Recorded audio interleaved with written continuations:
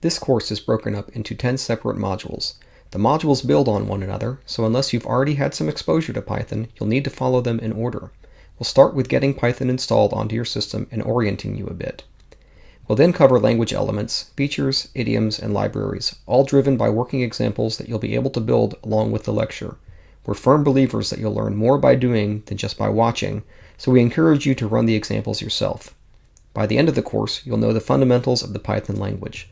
You'll also know how to use third-party libraries, and you'll know the basics of developing them yourself. We'll even show you how to package up your code to make it easier for others to use what you have written. The course modules are 1. Getting Started, where we cover installing Python, look at some of the basic Python tools, and cover the core elements of the language and syntax.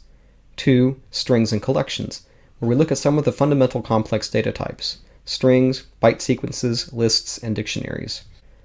3. Modularity, where we look at the tools Python has for structuring your code, such as functions and modules.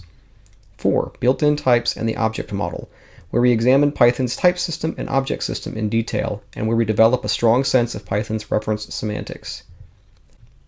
5. Collection types, where we go into more depth on some of the Python collection types, as well as introduce a few more. 6. Handling exceptions, where we learn about Python's exception handling system and the central role that exceptions play in the language.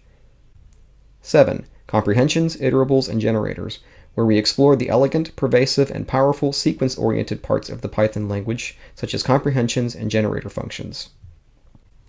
8. Defining new types with classes, where we'll cover developing your own complex data types in Python using classes to support object-oriented programming. 9. Files and resource management, where we'll look at how to work with files in Python and where we'll cover the tools Python has for resource management. Finally, 10. Shipping working and maintainable code, where we'll show you how to use Python's testing, debugging, and code distribution facilities to produce code that works and can be used by others.